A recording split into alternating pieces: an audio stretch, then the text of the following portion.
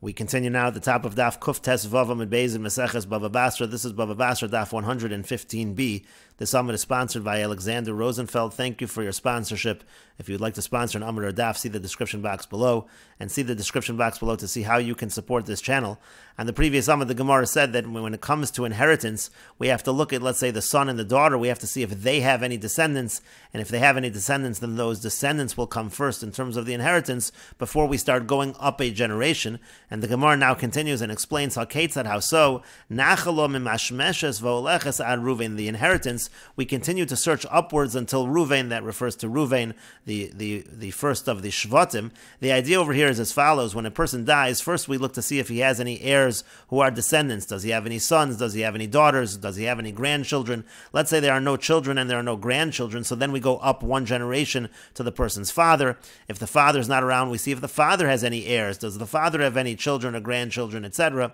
And then if there's no one in terms of the father and there's no one in terms of the father's descendants, then we go up to the grandfather. If there's no grandfather, we look at the grandfather's descendants, etc. So we continue to do that all the way up to Ruvain. And the Gemara says, V'leima ad Yaakov, but why don't we just say that we do that until Yaakov Avinu? Why are we stopping at Ruvain? And the Gemara answers to that. Amar Abai says, Gemiri, there's a tradition, the lokala shifta, that a shevet is never going to be entirely wiped out, so you'll be able to go back to the head of that shevet, to Ruvain, Shimon, etc., and you don't have to go all the way back to Yaakov.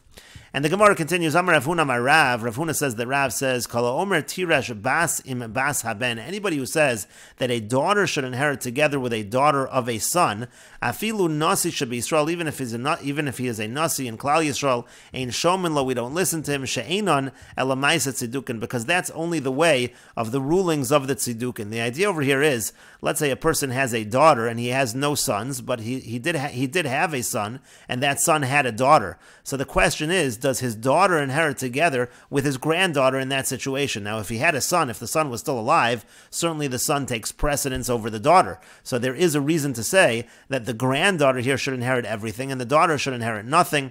And that's what Rav Huna is saying from Rav. Rav is saying that if a person were to say that the daughter does inherit in this situation together with the granddaughter, that would be incorrect, because the son takes precedence over the daughter, and therefore the son's heirs take precedence over the daughter as well. And the Gemara continues, the Tanya, as we learned in a Brisa, Bi'arba v'esrim b'teves, on the 24th of Teves, Tavna l'dinana, the original law was returned to its proper halacha, Shayu tzidukin omrin, because the tzidukin said, Tiresh habas im bas haben, they said that the daughter does inherit together with the daughter of the son. However, Nitfa lohen Rabbi Yochanan ben Zakkai, he approached them, Amar lahem, and he said to them, Shotim, fools, minayin zelachem, from where do you know this idea? Why do you say that a daughter inherits together with the daughter of the son? V'lohaya adam she'achziro davar, there was nobody who was able to respond to him, chutz mizak in echad, except for one elder, shayimefatvet kenegda, who was arguing, who was fighting against him. V'yomer, and he said as follows, he made the following argument, Uma bas beno, if the daughter of his son, haba mikoach beno, who is inheriting because of the strength of his own son, tirashenu, that daughter is able to inherit. So Bito, so his own daughter, Haba Mikochu, who comes from the person himself. So Lokal Shekain, so certainly she should inherit. So he tried to argue that it's a Kal V'chomer. It's obvious that if a person's granddaughter inherits from him, so his daughter should certainly inherit. And so the Gemara says, Kara olav es hamikra hazeh. So he responded to him, this argument that the Tzeduki was saying. Rabbi Yochanan ben Zakkai responded with the following pasuk. The pasuk says, Eila b'nei Seir hachori, these are the children of Seir, Yoshvei haaretz, Lotan v'shovel v'tzivon v'ana. So two of the children that are mentioned, the sons of Seir, are Tzivon and Ana. Uchsiv, however, there's also a pasuk that's written, Eila b'nei Tzivon, it says, these are the sons of Tzivon, v'aya v'ana, and it says, Ana is one of the sons of Tzivon. So how could Ana be the brother of Tzivon and also be the son of Tzivon? Elam Alamid, rather this teaches us, Shabbat Tzivon al Imo, that what happened was Tzivon had relations with his mother, V'holid Ana, and so then he gave birth to Ana, so Ana was both his brother and his son. And that's how we understand this pasuk. And the Rashbam explains, Kedetani, as we learned in a Brisa in Megillas Tainis, this is actually in Megillas Tainis, to Kachoshev Ilein Yomaya Delo Lehisana Bahon. In Megillas Tainis it lists days that you're not supposed to fast. These are days that are like minor holidays. Umayri B'Teves, and so this part of Megillas Tainis is talking about the month of Teves, V'Katani Be'esrim V'Arba, and it says on the 24th of Teves, Tavna L'Dinana, which means Shavnu L'Mishvatenu Harishon. We were able to restore, we were able to return to the original proper halacha halachic ruling, Shahodu Lanu Hatzidukin, meaning the Tzidukin finally agreed with us in terms of this halacha. And the Rashbam continues, Kara Olav Mikra, Rabbi Yochanan ben Zakkai responded with the pasuk about Sivon and Anah. And the idea is, Sha'anu Lameidin Mimenu, we learn from this pasuk, Sha'anah, Beno Shel Tzivon Haya, that Anah was the son of Sivon. V'Karile ben Seir, he's also referred to as the son of Seir. V'Kamar Nam Yoshvei Aretz, and it says also that they were settlers of the land. Kilomer, what that means to say is, Sha'anah Yorash Eretz Seir Avi Aviv, that Anah inherited the land of his grandfather Seir.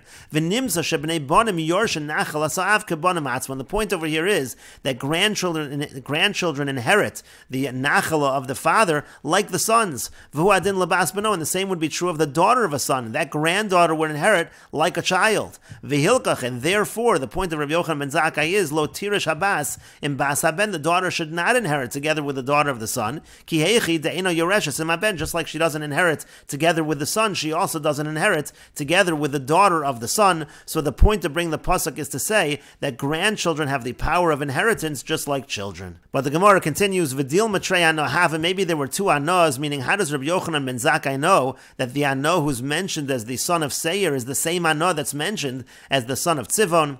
And the Gemara says, Amar Rabba says, Amina Milsa Delo Amra Shvor Malka, I'm going to say something that even King Shapur hasn't said, and Shvor Malka is really a reference, Umanu, who is Shvor Malka a reference to? It's a reference to Shmuel. And Ika Diamri, there are those that say a slightly different version, Amar Rav Papa, that it's Rav Papa who said, Amina Milsa Delo Amra Shvor Malka, I'm going to say something that Shvor Malka didn't say, Umanu, and who is that? It refers to Rabba. In any case, the idea is, Amar Kra, the pasuk says, Hu Anah, the pasuk goes on to say, Eila b'nei Tzivon v'ayah v'Anah, Hu Anah, that is the Anah, and we understand that to mean Hu Anah d'meikar. We darshan that to mean that's the same Anah that was mentioned earlier. That's how we know that this is the same Anah. And the Gemara continues, Amar Lei, so that Tzeduki said back to Rabbi Yochanan ben Zakkai, Rebbe, Bekachata Potrani, Rebbe, is this what you're trying to dismiss me with? Amar Lo, he said to him, Shota, fool, and we will continue with this discussion in the next video on Daf Kuf Tes Zayin Amud Aleph.